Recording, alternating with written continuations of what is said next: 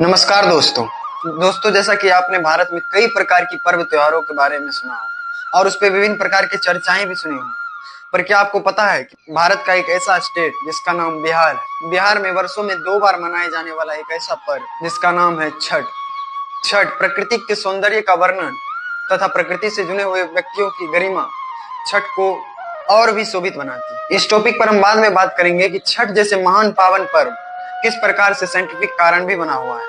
सबसे पहले हम इन विषय पर बात करेंगे कि छठ की शुरुआत कब से हुई। सच ही कहा जाता है कि छठ पावन में बिहारियों का प्राण बचता है। इसका विवरण सुनाने से पहले हम आपको छठ की उन शुरुआती मान्यताओं के बारे में बताते हैं जो हिंदू धर्म ग्रंथ तथा मान्यताओं के अनुसार बताए जाते हैं। इस पर्व में विशेष रूप से सूर्य देवता तथा छठी मैया की पूजा की जाती है। ऐसा माना जाता है कि ये छठी मैया माता पार्वती की ही छठी बहन है। हिंदू धर्म ग्रंथों के अनुसार ऐसी कई मान्यताएं हैं जिसे मैं अभी आपको बताने वाला हूँ, जिससे छठ जैसे महान पावन की शुरुआत हुई। आइए हम इस पर चर्चा करते हैं। तो सबसे पहले मान्यताएं रामायण से जुड़ी हुई बताई जाती है, जो कुछ इस प्रकार बताई जाती है कि छठ पावन की शुरुआत सीता माता ने सबसे पहले किया। ऐसी मान्यताएं हैं कि जब श्री रामचंद्र जी त्रेता युग में रावण का वध कर अयोध्या माता सीता के साथ लौट रहे थे, तो इसी खुशी में माता सीता ने सूर्य देव की उपासना की और यह उपासनाएं कार्तिक शुक्ल पक्ष के षष्ठी को की थी, इसीलिए इसे छठी मैया के नाम से जाना जाता है। तो आइए हम दूसरी मान्यताओं की चर्चा करते हैं। दूसरी मान्यताएं महाभारत से जुड़ी हुई है। ऐसा कहा जाता है कि जब पांडवों ने कौरवों से जुआ खेलकर अपना पूरा राजपाट, एक तरह से हम बढ़िया मान्यताएं कह सकते हैं, तो इस युग में भी ऋषि मुनि बताते हैं कि इसी तौर तरीके से छठ की शुरुआत की गई थी।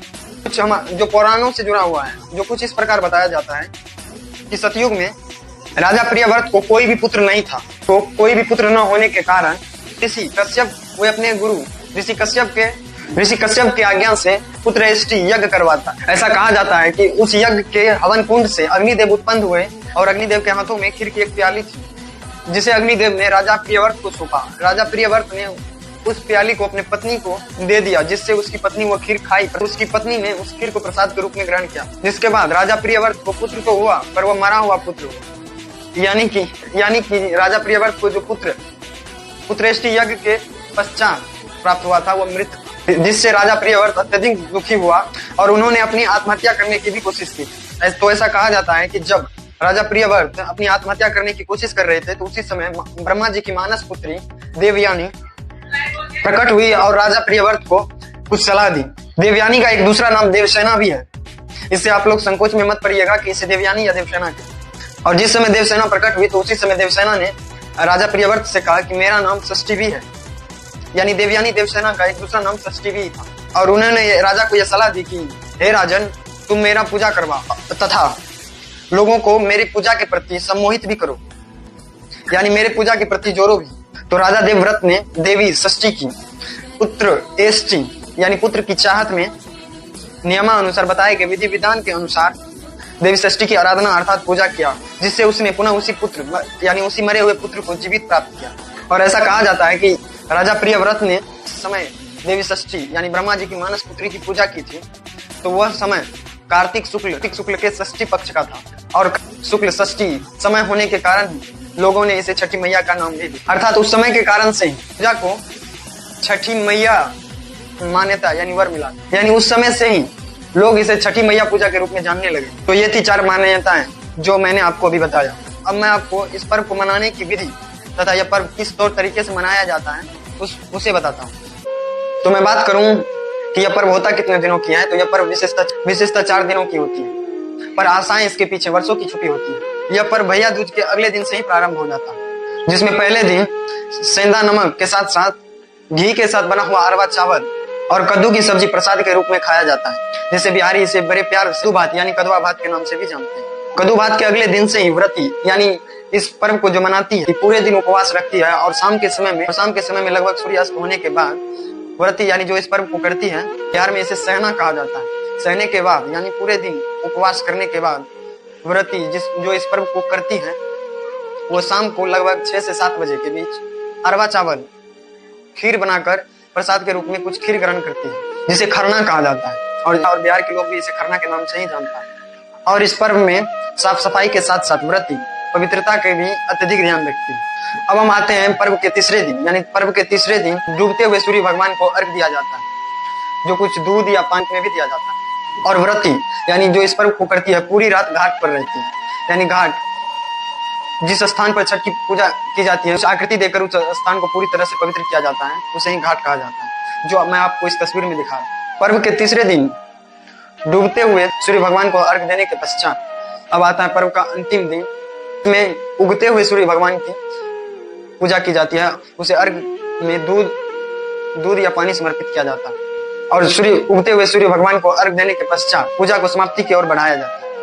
एक बात मैं और आप लोगों को बता दूं, इस पूजा में एक और विशेष चीज की ध्यान रखी जाती है कि पूजा के 4 दिनों के प्रोसेस में कहीं कहीं तो 7 दिन के पहले भी लहसुन, प्याज और कुछ अन्य सामग्री व्रती यानी जो इस पर्व को करती है या करता है वो पूरी तरह से इन चीजों को वर्जित कर देते हैं, यानी भोजन के रूप में या प्रसाद के रूप में इसे नहीं लेते। पूरे भारत में यह पर्व सबसे ज्यादा बिहार में मनाया जाता है, इसीलिए इसे बिहारियों की आस्था में बसे हुए सबसे पवित्र और पावन पर्व कहा जाता है। इसकी शुरुआत हिंदुओं ने की थी, इसलिए इसे हिंदू पर्व के नाम से भी जाना जाता है, पर इसकी कोई मान्यताएं नहीं है कि यह पर्व केवल हिंदू ही कर सकते हैं। कई अन्य रिलीजियन या धर्म या समुदाय के लोग भी इस पर्व को कर सकते हैं।